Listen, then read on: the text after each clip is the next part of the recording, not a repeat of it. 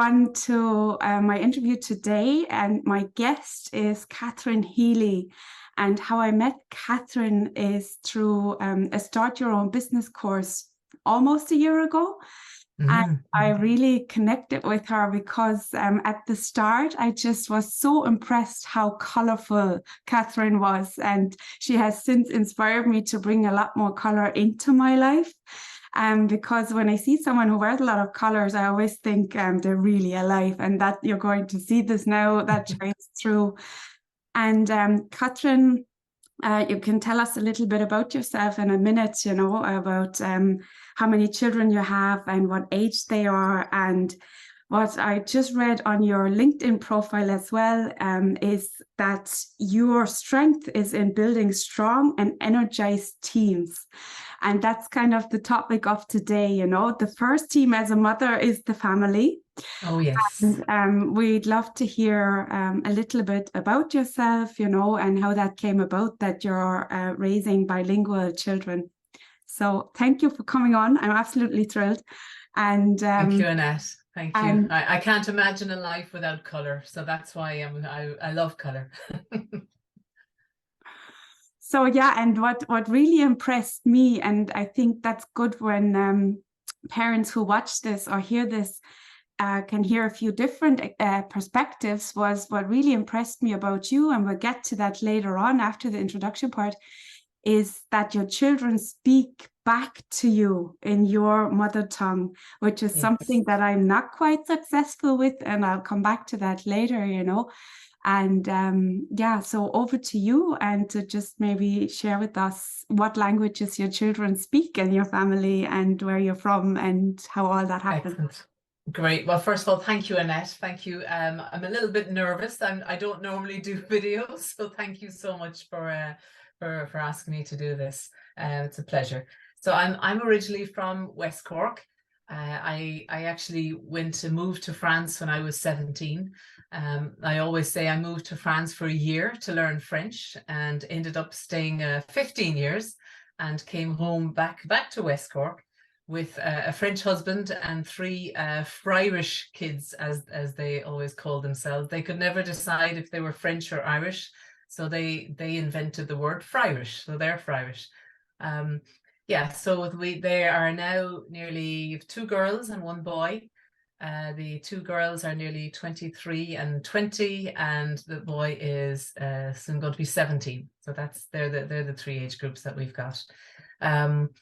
So I guess a little bit about myself. I, as I said, originally from West Cork. I worked in corporate world for 25 years plus, did a lot of traveling around the world. And just recently, where you and I met, Start Your Own Business course was when I decided to start my own business, my own kind of, I'm a strategist, so I help businesses with their strategy and their growth strategy, and I do some organizational coaching as well. So but as you said, the first job of any mom is to be that mother. So that was always front and foremost. It was always my priority, has always been our 3 kids. So yeah, absolutely. Well, thank you so much. So my first question, just where this question came from, was that I didn't have a clue so I'm from Germany, for those who don't know, from East Germany, and that was not really ever the plan, and there wasn't like a mission, to have children who speak more than 1 language. What I found myself in, I came to Ireland and I stayed because I absolutely loved it, and my child recently even said, "Oh, I might move to Germany." And I went, "Why would you move to Germany? The grass is greener anywhere in the world." So when I became pregnant, I heard about a woman who had raised children who were half German, half Irish. And I went to speak with her, and she said to me, that was the piece of advice that I got, was that consistency is the key when you speak to children, And my only mission that I had, the only, like you could say, agenda as a mother was, that I wanted my children to be able to speak to my father in German because my Correct. father was from East Germany. So I don't know if I mentioned this to you before.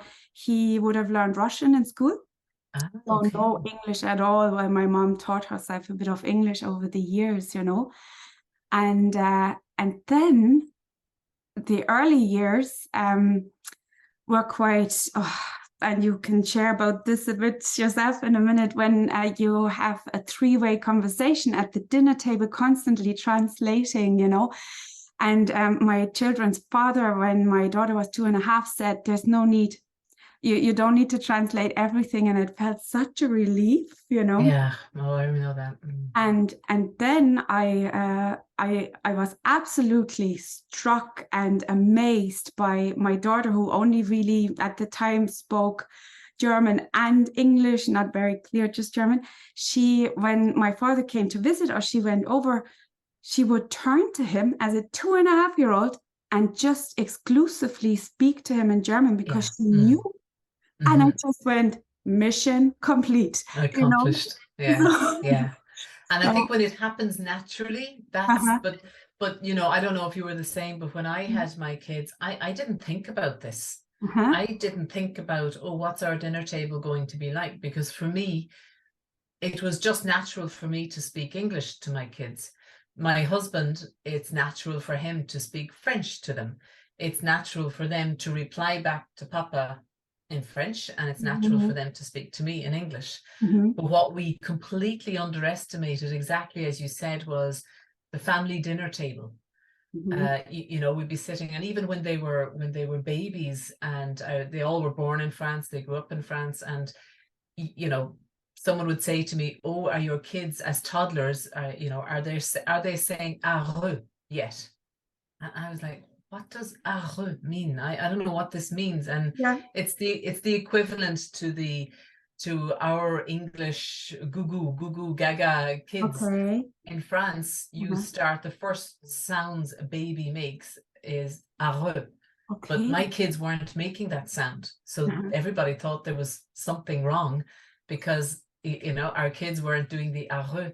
And then it took us a while to realize, but they're French. You know, they're learning both French and English. So it's probably normal that they're not coming out with the first sound as areux. So Mm-hmm. that was our first learning. And then the other thing, I guess, is that they do speak a bit later because they're learning two languages. So they speak a bit later, but our eldest girl, she had a whole language to herself. And she spoke this language for about 3 years.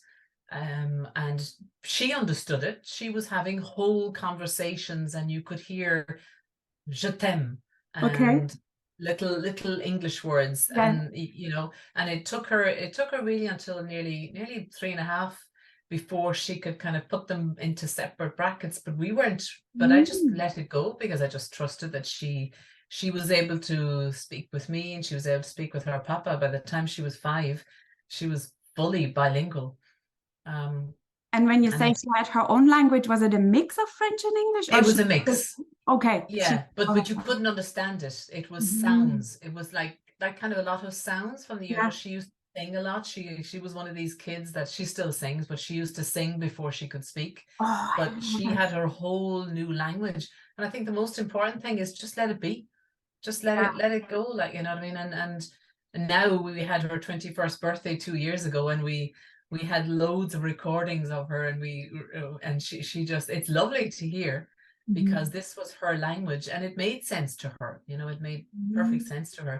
But the most important thing is just to remember that the two languages don't really become properly separate and properly distinct until I would say probably about maybe the age of 4, even Okay. 4.5. Mhm. And then by the time she went to school in France, you start school in France at 3, you know, she understood that this was French and that this was English. And then when their vocabulary expanded, that then, you know, made it just very easy in her head.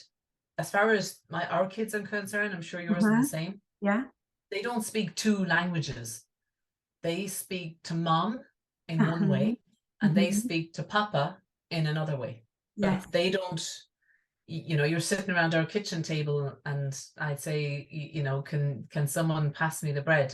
Yeah. And Christophe says, hey, fais attention, n'utilise pas ce couteau-là. And they're saying, okay, papa, tiens. But then they'll turn around and say, here you go, mom. Yeah. It's, and I, Fascinating. like a little bit like you, the dinner table in France Uh-huh. at the beginning, because my parents-in-law, who were amazing people, couldn't understand when the kids would speak to me in English. Mhm. So they did ask at one point, they said, look, could you speak French at the dinner table? Okay. And my kids were like, when they speak to me, they were, and we actually had to say, Papi, we can't Yeah. speak to mom in French. It's, Yeah. and I couldn't speak to them in French. And we just had to sit down with Papi and say, look, we can't do this. It's Mm. like asking us to do, I don't know, to write with our left hand if you're a right-hand Yeah. person. It's That's just something they couldn't do. It was, so yeah, those moments of, you know, where you have to sit down and have those conversations, especially the dinner table. I do remember the dinner table. Yeah. that happened to us last weekend. We were away with friends, you know. So I said to them, "Is it better that I speak to you in German, or sorry, in English, so nobody feels excluded?" And after a while, my children were just like, "Oh, this is weird. Can you please stop with the English?" That's right. Yes. Yeah. I mean, you know, the only times that if my kids, you know, if you were at an airport and they do something or they say Yeah, something that they yeah, shouldn't, and I speak to them in French and I'd be saying, arrête, fais pas ça. yeah, They yeah. turn around and they'd say, Mom, why did you tell me to stop staring at that man? Like, you know, why are you speaking to me in French? I'm like, oh God. I It's, know. but I think for them, it's, they don't see it as two different languages, Yeah, you that's know, which is great, which is mm, fantastic that they don't see it as, you know, it's just a different way of communicating. mhm. They don't realize it and they're not conscious of it. Yeah. And that's why, you know, what I then started a little bit because of outside voices of, oh, you're not going to teach them to write in your language, you know, and I just encountered power struggle after power struggle, you know, Yeah, that's tough.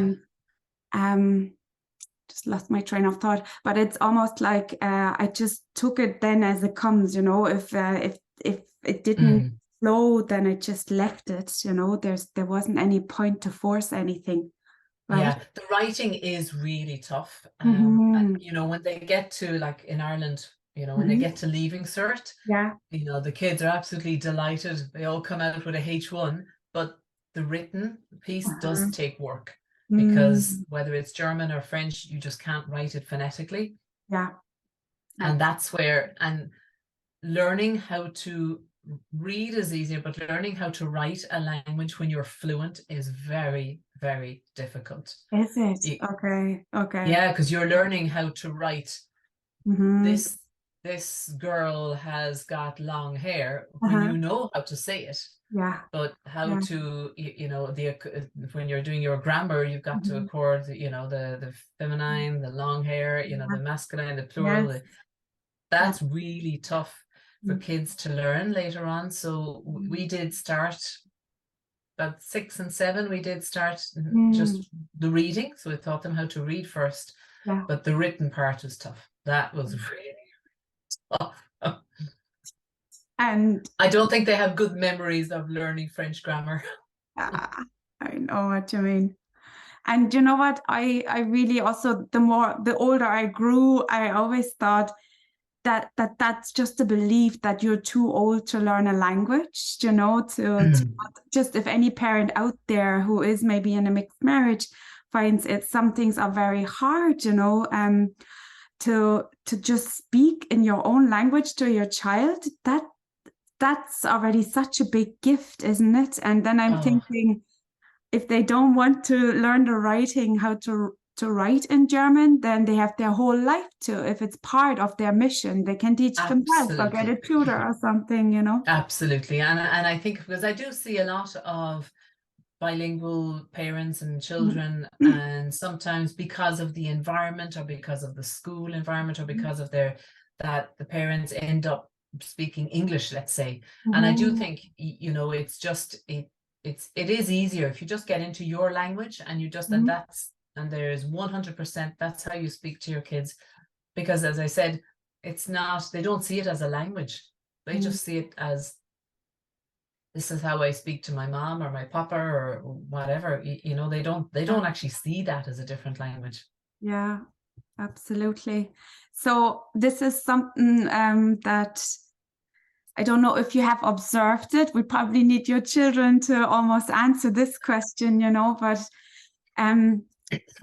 with a different language also comes that part of different cultures, you know. Yes. The French culture is different from the Irish, so is the German from the Irish. And being exposed to these different cultures, and I want to hear what the French and Irish contrasts are in more detail. But like, for example, that cliche about Germans being very direct, that's not a cliche, that is true. And I had to learn to bring a lot of tact into my German ways, you know. So when my children go to Germany, how they're being addressed, even by people they don't know, is so much more direct. They're not used to that, you know, or they only really know Germany in the summer. So we go to lakes and beaches, and the nudist culture is everywhere. So they would have to gotten used to seeing people naked from early on, you know. Yeah, yeah. So if you were to ask your children, or maybe others have asked your children, you know, and you were listening, what do you think they would say are the gifts from growing up with parents from two different countries and two different languages? Yeah, I think it's probably just that you learn to be, you learn to adapt, don't you? You know, you learn that in France, you sit at the table and you don't sing songs, and you, well, maybe in some parts you do, but you're, you know, food is very important, and you sit there for 3 hours, you know, and as a kid in Ireland, we never would have expected our kids to have to sit at the table and be there for 3. They could come as long as they eat their food. They come, they can eat their starter, they can all go off, have a game of football, come back, eat the main course, go off, have another game of football, come back and have their dessert. In France, you sit at the table, or at least in my husband's family, you sat at the table. And I remember having to go to Papi and Mummy and ask to make you know, would it be possible for them to leave the table and come back later? They'll eat their food, but I think that's the one thing that they just learned is to be adaptable. And this is how it's done in Ireland, and this is how it's done in France. In our house, everything tends to evolve around food. So in Ireland, you are allowed to have a piece of cake and a cup of tea before you go to bed. You wouldn't do that in France. If it's part of your dessert as part of your main meal, then that's fine. But you wouldn't sit down at nighttime and have a cup of tea and a piece of cake. And I think they, you know, learning to be, and then just learning different cultures. I think they, and the foods. I think our second girl is going to France on holidays, and she's bringing a whole empty suitcase so that she can bring back food. So they learn the, you know, places that you appreciate more, and I think you just take the best from both, don't you? And you're just, you grow up with the awareness that in some countries you can do certain things, and in some countries it's not acceptable to do those same things. So I think their awareness and adaptability is something that they definitely, you know, and in our house it just all tends to revolve around food and the table and manners, table manners. And so is that, do you think, what they would think as well, or is that more your observation that their awareness? They're the conversations that they would have. You know, I've seen them, you know, we'd get off the ferry and you know, the first stop has to be, we want to go to a boulangerie and we want to eat and we want to have this for lunch, and Mammy would prepare this, and it's, you know, so that's just, I guess it's me observing them. Or, you know, they might say to our son, right, don't forget now, you need to sit up straight at the table. You know, don't slouch, you know, you don't, you know, no elbows. Elbows, like, you know, so this is me observing them. And they would say, oh, Sheen, like, you know, no elbows, sit up straight. You know, so I guess they just learned to be adaptable, didn't they? They just learned to that in certain things. And then it's not, sometimes it's not the country, sometimes it's the family where you come from, and Oh, depending on what's been the history in the family. You know, I'm from a farm in West Cork, and yeah. my husband was reared in an apartment in Paris. Mm, So you can imagine, right? Two very, very different yeah. homes that they're going back to as well. And how have you managed then over the years to put that into perspective, to go, this is maybe that French lifestyle your father grew up in, or this is the French culture, or this is Irish? Has that ever come up? I actually think that they took the best of Uh-huh. both worlds. Brilliant. Oh, I love it. I think they, you know, they took what they really enjoy in France, and they take what Mhm. they really enjoy in Ireland. And Yeah. I think they actually brought some as well, kind of cross, Mm. you know, to burst out into a song in the middle of a French dinner. Okay. And Okay. you know, and that turned out to be something that would have been really appreciated in France, even though it might not have been done in the past. Yeah. You'd certainly burst out into song, but you'd wait till the meal was over. Um, Mm-hmm. so I think what they did was I think not did, but I think they do take the best out of both worlds. Oh, I love And you know, they like the, I think Ireland's more relaxed. it. Like, you know what I Mm-hmm. mean, for bringing up of kids. You know, certainly they're in national schools, particularly. You know, they are really encouraged to broaden their horizons. It's not just academic. Um, Okay. Yeah. Whereas, like, you know what I mean, I think our kids really, really appreciated that broadening, that different kind of education system.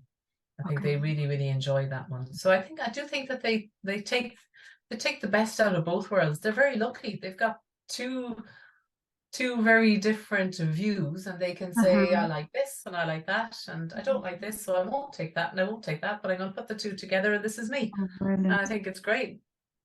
That sounds like and your children are obviously older. My daughter only turned 13 this week, you know, so she's Oh, the teenage years, Annette.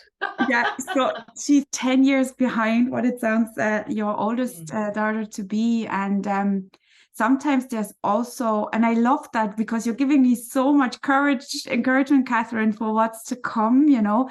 Mm. That one of these questions was more, but I think it's kind of, it's not relevant anymore. It's more how it can be challenging as well, you know, to not be exactly, let's say, like your peers, you know, and depending, let's Yeah. say maybe there's parents who watch this, my channel, who are not only from Ireland, but from other countries as well, you know.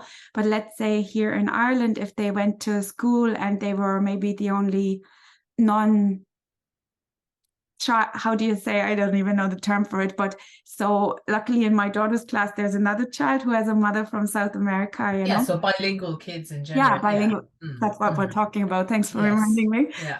So at the start, that was quite hard, you know, to see, oh, I'm so different Yes. from other children. So it really sounds like your children are out the other end and are like really using it to their advantage and as a benefit. I love it. And you know, they've had their moments. I'm sure, if I know one story my second girl would tell, and she often tells it. You know, when we moved to Ireland, Hmm. she was probably about, maybe, I think she was 5, Yeah, and you know, they were having a treat day in school, so they were having a party and they were allowed to bring treats. yeah. So for me, what I because we had moved back, and what I had thought treats were, so I brought blueberries, raspberries, I had chopped up melon, I had strawberries, and I put them all into beautiful little compartments. And she arrived in school, and I had carrot sticks, and you know, and lovely, lovely little and she arrived in school and everybody had sweets and crisps, and she was mortified. And she said, and to this day, she'll never let me forget that. Remember the day you sent us to school with blueberries and raspberries? And I thought, because you know, normally they'd go to school with a handful of blueberries, a handful of strawberries, but Mhm. I had done this all out for a little party treat and Mhm. things like that. She'll never let me live that down. Yeah. You get it wrong. There are days when you just get it wrong. And I was reminding her, and I said, do you remember that you gave one of the little boys in her class, she gave him carrot sticks, and he had never had carrot sticks before. and he loved them. Absolutely. I said, so you know, you're always doing good. But she Yeah. never let me live that one down. Never. Oh, Or, wow. you know, we've had the opposite, whereby when we go Uh-huh. back to France for Christmas time, and they were still maybe quite young and a little bit like me, they used to dress in all these crazy colors and crazy clothes, and Uh-huh. one leg warmers had come back in, and they might have had a pink one on one leg and a yellow one on another leg, and they Brilliant. arrived into their Parisian family, and they were like, oh, look at you, the colors of the rainbow. And they're like, Mom, you shouldn't have let us wear those clothes. But yeah, you get it wrong, but you know what, you just learn, don't you? You learn from mistakes. You Yeah. learn from mistakes, and I think it's about maybe the communication. You know, I remember filling out our first census form here in Ireland, and we So had to that's like, decide if, how would you explain a census form to someone who doesn't know? so a census form is when the country counts the people, and they Uh-huh. do the demographics of the people living in the country. Yeah. So you get the form, and you say who's living in the house, what Mhm. nationality you are, like, you know, where you're from. And we had the dilemma of what nationality were the kids. And Mm. they were like, I'm not putting French and I'm not putting Irish. And I said, Oh, well, wow. and they were saying, well, you've got to put one. And they're like, no. Irish, Irish. And this was where this was, so when we were filling out that was where Friarish was born. And they said, no, Mom, we're Friarish. I said, but I have to fill out the census form, otherwise, so what am I putting in? Mm. And you know, things like this, I think as long as you have the conversations and as long Yeah. as you have the discussions, um, you know, it's all about the communication, and you get it wrong, and that's okay. It's Yeah. okay if you get things wrong and you send them to school with the wrong stuff or the wrong clothes. You're open to feedback, and you hear about what went right and what went wrong, and you just move on, and you learn from your mistakes and keep going. That's brilliant parenting advice in general, isn't it? And Isn't I know. I listened to somebody recently, and he uh-huh. said, you know, if we were all going to be parents again, we'd be perfect. First time round, you get things wrong, and Yeah. you know, and And then the you hope. question is, from my parenting approach is, what kind of child in the world would love to grow up to perfect parents? Do you know? They wouldn't enjoy. My kids might. Yeah, I know. Yeah, but look, I mean, yeah, yeah, of course, and there are situations, you know, where bilingual kids, they just learn to accept that some things are acceptable in one country and that they're not in Yeah, the other, and you know, and I think the other side, we get it wrong, and yeah, that's it. And even yeah, in an immediate family, our children so adaptable, knowing how far they can go with the mom or the dad, oh and yeah. aren't Hmm. they just, oh, they're just miracles, aren't they? Yes, no, no, no, absolutely, absolutely. Oh, I No. think I can learn so much more from you. And I might now realizing how actually your children have really moved out the other end, how from there I could bring you on for more parenting advice because it's so reassuring. Oh, I don't know, Annette.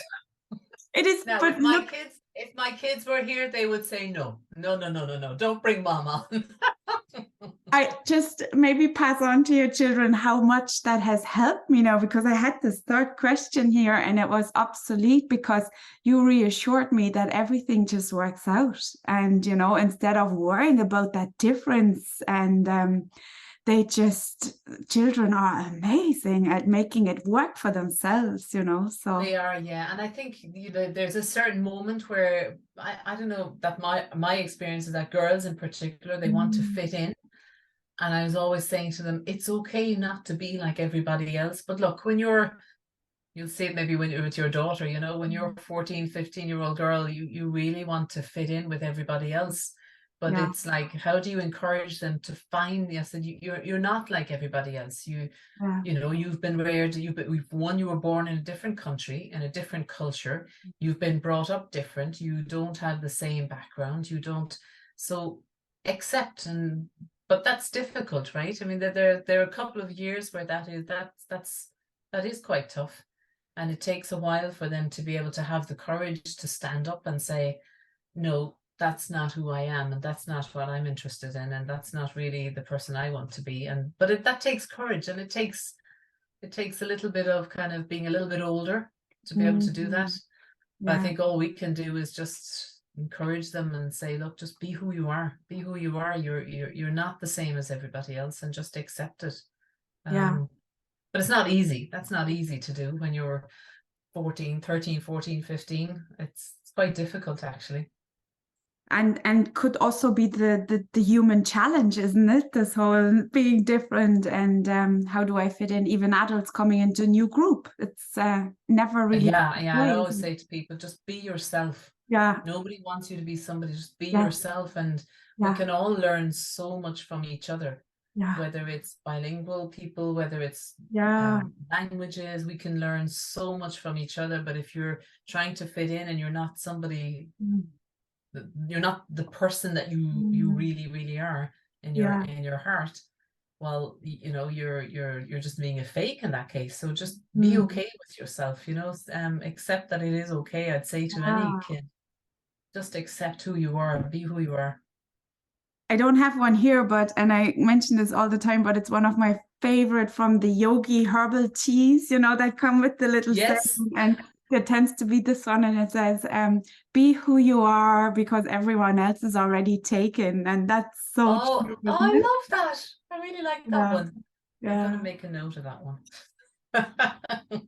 Brilliant. So thank you so much. Are you okay with me putting your LinkedIn profile and your email address down? Yes, absolutely. Please do. And I think it's so reassuring. Thank you. I'm surprised of how much I just learned. I never expect what comes out of these interviews, you know. And well, thank you, Annette. As I said, I'm not good on doing videos. So when I said to you earlier, is this audio only? And you said, no, Catherine. I think I lost some color in my face, but thank you. Thank you so much for coming on. And isn't even no matter the style in France and everything, and it all comes from there, probably in Italy, but like having a smile on your face, that's the most beautiful makeup or whatever that was. Cool. Well, thank you so much.